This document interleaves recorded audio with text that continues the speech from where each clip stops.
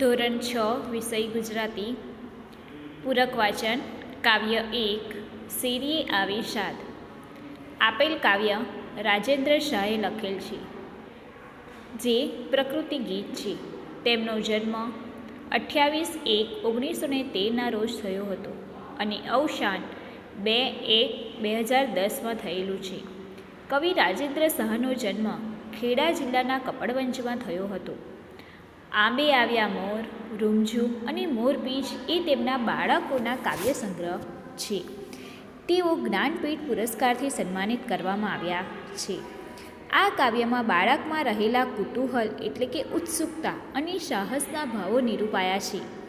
બાળકો દરેક ઋતુનો કુદરતમાં થતા ફેરફારનો કેવો તે રોમાંચ અનુભવે છે, તેની ઉમળકાથી તેનું સ્વાગત કરે છે, તેની વાત આ ગીતમાં આલેખાયેલી છે. આ ઉપરાંત પણ વડીલો એમની ટેવ મુજબ સૂચનાઓ આપે તે માટે નહીં, પણ મુક્ત મને રમવા મળે તે માટે બધાની દૂર આંબાવાડીએ જવા ઈચ્છે છે. અહીં આપેલ જે કાવ્ય છે તે રાજેન્દ્ર શાહના બાળ કાવ્ય સંગ્રહમાંથી મોરપીંછ જે કાવ્ય સંગ્રહ છે તેમાંથી લેવામાં આવેલું છે. સૌપ્રથમ આપણે કાવ્યનું ગાન કરીશું. કુંજમાં કોયલ બોલતી એનો શેરીએ આવે શાદ, હાલને આંબા વાડીએ હજી પોરની તાજી યાદ. કુંજમાં કોયલ બોલતી એનો શેરીએ આવે શાદ, હાલને આંબા વાડીએ હજી પોરની તાજી યાદ. પાંદડું એ નહીં પેખીએ એવો ઝૂલતો એનો મોર, કોઈને મોટા મરવા અને કોઈને છે અંકોર. ડોલતી દાળી ઘૂમીએ આપણે ગજવી ઘેરો નાદ, કુંજમાં કોયલ બોલતી એનો શેરીએ આવે શાદ. ઘરનું નાનું આંગણું ગમે મોકળું મોટું વાન, કોઈનો એરંજાળ નહીં ને ખેલવા મળે દન.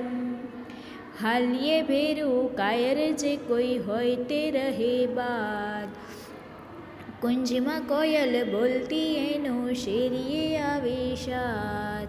કુંજમાં કોયલ બોલતી એનો શેરીએ આવે શાદ. હવે આપણે કાવ્યની સમજૂતી મેળવીએ. કુંજમાં કોયલ બોલતી એનો શેરીએ આવે શાદ. કુંજનો અર્થ એવો થાય કે વૃક્ષો અને વેલાઓ જે છે એની બધી જે ઘટાઓ છે, એટલે કે ઘટાદાર જે વૃક્ષ હોય એની વૃક્ષની વેલીઓ એને કુંજ કહેવામાં આવે છે. એ કુંજમાં કોયલ બોલે છે એટલે કે ટહુકા કરે છે. એનો અવાજ છેક શેરી સુધી એટલે કે ફળિયા સુધી સંભળાય છે. હાલની આંબાવાડીએ હજી પોરની તાજી યાદ. પોર એટલે કે ગયું વર્ષ. ગયા વર્ષે આપણે જે આંબાવાડીએ ગયા હતા એવી જ યાદ આજે પણ આપણને આવે છે. એટલે કે ચાલો મિત્રો આપણે આંબાવાડિયામાં રમવા માટે જઈએ. પાંદડું નહીં પેખીએ એવો ઝૂલતો એનો મોર. ત્યાં આંબા ઉપર મોર એટલે કે નાના નાના જે કેરી આવેલી હોય એને મોર કહેવામાં આવે. તો એ ઝૂલે છે, ડોલે છે. આંબા ઉપર એક પણ પાંદડું દેખાતું નથી અને આંબા ઉપર એકદમ નાના નાના ફૂલ મંજરીઓ આવેલી છે તે જ જોવા મળે છે. કોઈને મોટા મરવા અને કોઈને છે અંકોર. કોઈ આંબા ઉપર મોટા મોટા મરવા એટલે કે નાની કાચી કેરીઓ છે, તો કોઈક આંબાની હજુ કૂંપણો ફૂટેલી છે. અંકુર એટલે કે કૂંપણો ફૂટેલી છે.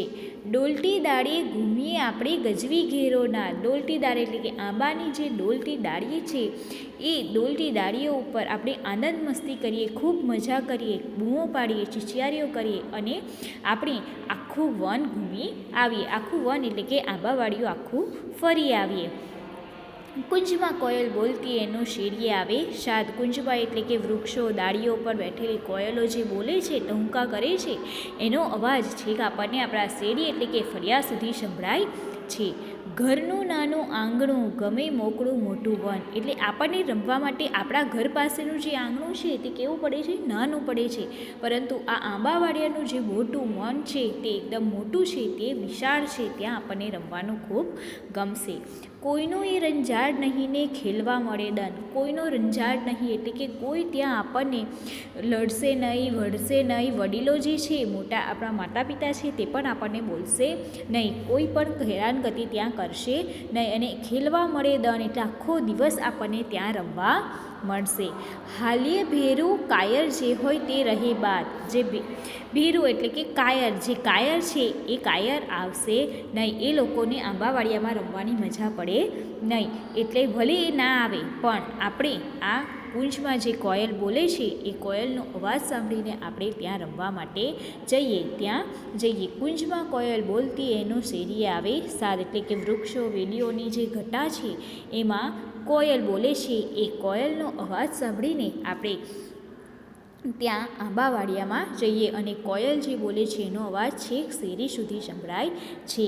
એટલે શેરીએ આવે સાદ એ કોયલનો અવાજ સાંભળીને આપણે ત્યાં આંબાવાડિયામાં મોજ મસ્તી આનંદ કરવા માટે જવાનું છે. અહીં કાવ્ય પૂરક વાચન 1 આપેલ છે. જે પૂરક વાચન 1માં નીચે શબ્દ સમજૂતી આપેલી છે. દરેક વિદ્યાર્થીઓએ કાવ્ય 1 વખત લખવાનું રહેશે અને નીચે આપેલ શબ્દ સમજૂતી 3 વાર લખવાની છે. ત્યારબાદ આ પાઠ્યપુસ્તકમાં પૂરક વાંચનમાં સ્વાધ્યાય આપેલ નથી. તેથી સ્વાધ્યાયના પ્રશ્નોના જવાબના ફોટા હું પાડીને મોકલીશ. તે તમારે દરેક વિદ્યાર્થીઓએ 1 વાર લખવાના રહેશે. પૂરક વાચન કાવ્ય 1માં સૌપ્રથમ કવિતા લખવાની છે 1 વખત, ત્યારબાદ શબ્દ સમજૂતી લખવાની છે 3 વખત અને સ્વાધ્યાય લખવાનું છે. સ્વાધ્યાય અને અભ્યાસના ફોટા પાડીને હું મોકલીશ. તે લખવાના રહેશે કારણ કે પાઠ્યપુસ્તકમાં સ્વાધ્યાય અને અભ્યાસ આપેલ નથી. Thank you.